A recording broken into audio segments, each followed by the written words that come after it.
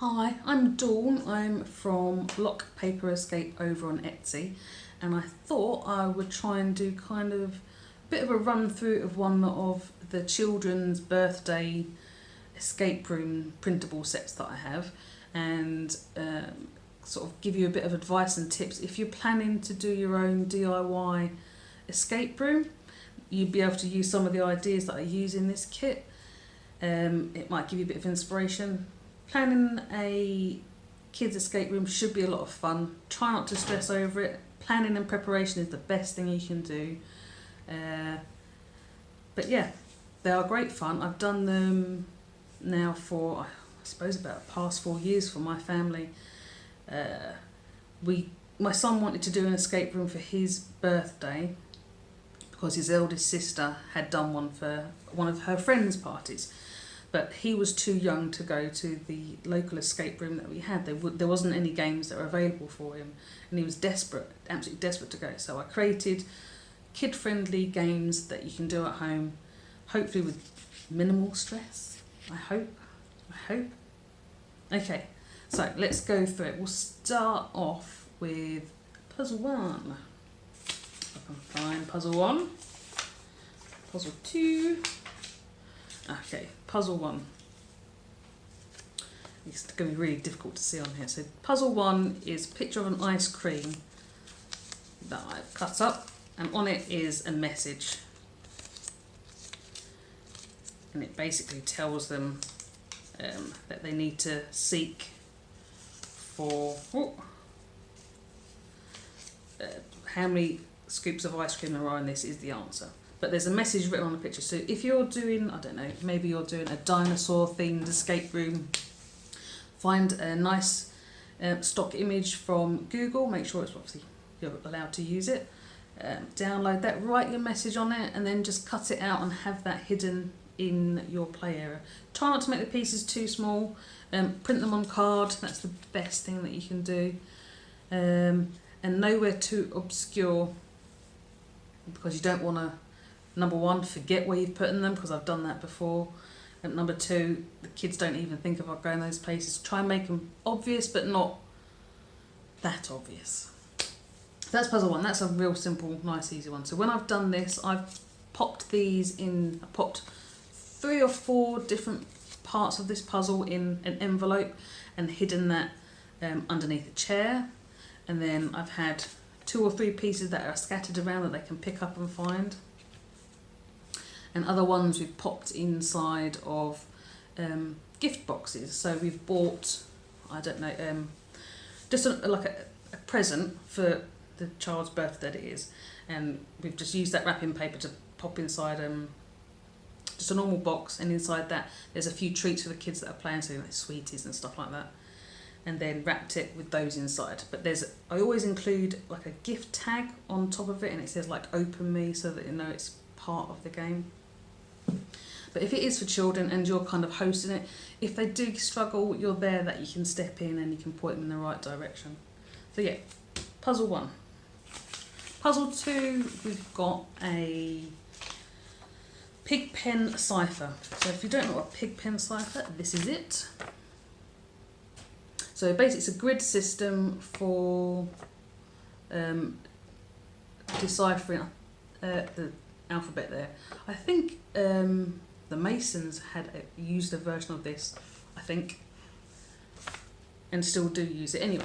So Pigpen cipher. So literally it's the shape of the lines that represent the letters. So you can see here, this is one of the coded messages.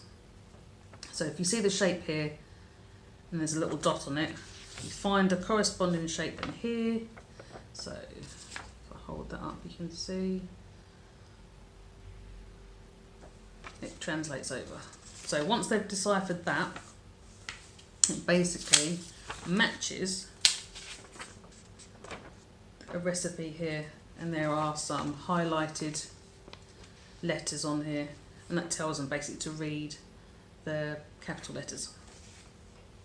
They match so the kids know that they're sort of for the same thing. if you're doing your own one, you can use any, you don't even have to have like pretty backgrounds or stuff like that. Just write it on a piece of paper, write the Pigpen code like this. There's usually lots of different ones. If you go onto Pinterest, you can probably find one that you can print from there. Just draw your own and then write your own messages. Pretty simple. You can do lots of different codes like that and hide them around. With this one, you can pin it on the wall so the children can see it, or you can pop it in a frame and have it in the room that you're playing the game. Nice and easy to do. So then we'll move on to, here's puzzle 3. Okay, puzzle 3 is just a little maze. So again, with this sort of one, I would pop it inside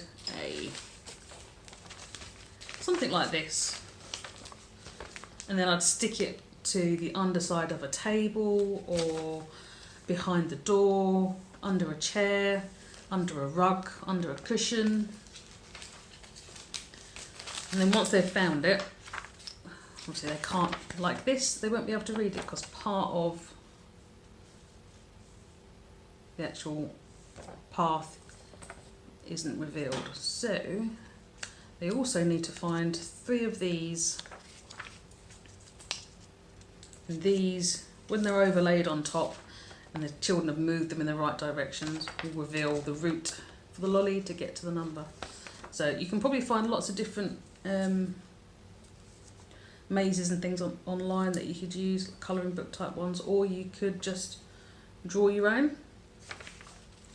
In the kit that I've got, I made these as cupcake toppers as well, so you can print these. There's a sheet of these that you can print off, use them as cupcake toppers, so when the children get to this piece, they can kind of realise that, hopefully they'd realise that it matches, and that they can use those to use in the game. But I would keep a spare set of these free in case the ones that they have their hands on are covered in buttercream and other bits and pieces, as children do. So that's a nice easy one for anybody to set up. Shouldn't take too long, just need to remove a little area. You can always cut that out and hide those little circles. So that was puzzle 3 on the kit that I've got. Puzzle 4, again, it's a good one for people to do at home. It is literally just, as you can see, it's a sheet of paper. I've already folded this one. I've drawn on lines onto this. There's pink and blue lines, and there's an instruction for the children to fold. Basically like a fan, like so. And when they open it up, if you read in one direction, it should tell you, I can't tell on the screen which way, but you read off. If you read it that way, it doesn't make any sense. If you read it that way, it doesn't make any sense. If you read it that way, it tells you to count the number of candy canes in Candy Town. This one you could do yourself. Just draw it again on a plain piece of paper if you want to, or wrapping paper or anything. Just down one on alternate lines, you write your message across, and on the other ones just put random letters, and then when it's revealed, all the other ones will read out your message. Again, you can hide this in a book, put in one of those plastic bags again, hide under your chairs, rugs, wherever you want to. Don't make them too weird places to hide them, otherwise your house will get trashed. So once they've deciphered that piece, they'll realise what they need to do with this. So this one is, again, just a nice simple puzzle, and it's got Candy Town on there, and this one has little pictures of candy canes, and the previous message just tell the players that they need to count the number of candy canes. So that's what they need to do. So this could be, the message that you write could be, I don't know, maybe you have candles on a shelf and it will tell them to count the number of shelves. Or if you're doing a dinosaur game, you can have little plastic figures, put them on the shelf, and the children need to count the number of dinosaurs on the shelf. Something real simple like that. Little message that they need to go find and add something together. With these pieces, again, I would lock these away inside boxes, hide them in places. But boxes is a good one. If you've got a selection of boxes, they don't need to be anything fantastic. It can be a toolbox, it can be a cardboard box. But if you have string, rope or anything like that, you can tie them closed, seal them with a lock, seal them with a bike lock, anything like that. And all you need to do is to write on another piece of something somewhere the combination to that. So on this kit there are gift tags and keys. So you can attach the key and the gift tag that kind of matches the waffle look. You write on the codes to that, and then the children know what number it is they need to unlock. Okay, so that's that one. Puzzles are really good. Puzzles are really easy because you can hide them in different places, and they have to put them together to reveal phrases or words or poems or anything that you want to put on them. So the next one we have here, number 5, sorry. Number 5 is a Sudoku puzzle. There we go. So chocolate themed again, and they need to find the chocolate that goes into this square. When they do, they'll reveal a number from this piece. Again, hide them separately. You can have one pinned on the wall. You can pop one in an envelope, one in a locked box again that they need to take out. But a nice idea for this one, and which we did with our children, is we bought a selection box of little chocolates and we just matched them up on here, and we had the extras that they needed to fill in the blank spaces on the side and on here as well. So once they've finished solving this puzzle, they got to eat the little chocolates as well. But yeah, once they've found this space, it will reveal the number from the chocolates here. There are loads of Sudoku books out there that you'll be able to get a little puzzle from if you want to do your own version. Kids like them. They're fun. They get to use their brains and they feel like they've achieved something, which is half of the battle, really. I think if the children feel like they've achieved something, then you're winning. So that was puzzle number 5 that we have. Puzzle number 6. There you go. We've got a little colourful pop here. Ooh. And it says, this next puzzle is a clever quest to see if you'll pass my little test. The 6th digit is a chewy delight. The gummy bear pairs hold a secret delight. So that one tells them that puzzle 6 is this one. So the pairs of gummy bears. So if we start off here, this is polybears, I think it is. So these are nice, simple ones that, again, if you want to set up your own room, to do one of these is easy. So all you need to do, so along here you could have numbers or different images that you want, and this is the clue. So here, a pair of bears, we have a lilac and a yellow. So the lilac and the yellow is F. Then we have the lilac and the blue. Lilac and the blue is I. And then we have the red and the pink. So red and the pink is V. And then a kind of pale blue and burgundy is a E. So the answer to puzzle 6 is 5. If you wanted to, if you're using this kit, you could separate these out. You could use real gummy bears, and again, a bit like with the chocolate one, you could put the gummy bears, lay them out on top of this, and lay them out on this, and then when they finish the game, they get to eat them. But doing it yourself, just draw up your grid with your alphabet. It doesn't quite fit, so you can choose to double up any letters. I've chosen to double up Z and Y. But depending on what your message is, you might want to change that up.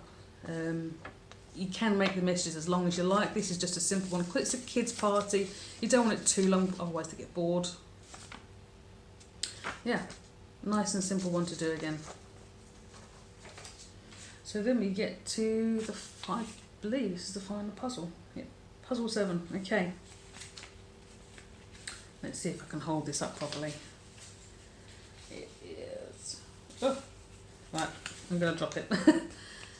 If you can see, it's a set of 1, 2, 3, 4 different circles. As you can see, there's like a little dot there, and a little dot there, and a dot there, and a dot there. So, For this one, all it is when it's all put together, you rotate the circles around and eventually it will reveal what the final digit is. You can have this, depending on the ability of the children that you can have this already made up with a split pin through the middle. I use split pins quite a lot actually, so this is a cipher ball that I use for another puzzle. All it does is basically allows you to rotate like so. So you push it through and then it has a clasp at the back that keeps it all together. So yeah, depending on the ability of your players, you might want to have that made in advance. If they're capable, most children are to be fair, you can have a split pin saved to the side for them, hide the individual pieces, and then they need to put it together and rotate it. Nice and simple. Again, if you wanted to make this one at home, just have a compass, draw some different size circles, and then write your message across it. You can use cardstock is probably better if you want it to be a bit more sturdy. But there's no reason why you can't use wrapping paper or anything like that. Just it needs to be fairly thickish. If you are using thin wrapping paper, maybe glue it onto some card or something just so it has a bit of longevity. Yeah, dead easy. So that's one of my kits. That is Chocolate Factory escape game. But generally, puzzles like that, you can use them in your own setups. They won't take long to do. My advice would be that you have a bit of a plan to start off with. So make sure that you know what your theme is, because that helps. And kids love theming things. So, you know, like I said earlier, dinosaurs, superheroes, fairies, pirates, anything like that. Props are always good fun because you can have them scattered around the room, and it's a good place if you have props in your room. Children generally gravitate towards those, so any clues that you are hiding, if you put them near that or attach them to that, that's fantastic. Have a piece of paper set up beforehand and just mark down where you've hidden things just in case you forget, because I have done that before. What else would you need to know? I think that's pretty it really. Just planning is the best thing. I like to make mine more like traditional games by using, like I say, boxes and things like that. It could be a little plastic clip box that I attach a piece of string around and then tie it, and then add a small little cheap kind of supermarket lock onto it, and then hide the key, or attach the key to a gift tag, which is then, it's obviously all themed to the party. Or we use 4-digit byte codes and things like that to put around a box and lock those up. Yeah, all good fun. They're easy to set up. I hope it's kind of been a little bit helpful if you are planning your own rooms. Do them because the kids love them. They're great for birthday parties, especially like my son. He was too young to go to a traditional escape room. I mean, these aren't anywhere near the kind of thing that you would get for an escape room because it's a printable, let's be fair. However, you can make it as fun and entertaining as you like. You can find, for this chocolate kind of theme one, if you put on Willy Wonka kind of music on in the background, that'd be fantastic. Have the kids dress up as characters from one of the films. It all helps and obviously makes it more fun. So, I hope that's kind of helped. If you've got any questions, drop it in comments and I will try and get back to you. This is my first ever video, so yeah, any tips and stuff, drop it in. I'm all ears. Anyway, have a gander at my shop if you're at all interested in getting one of the games. If not, let me know how you go on with your own ones. I'd love to see what you get up to and if the kids have an absolute blast. Thank you very much.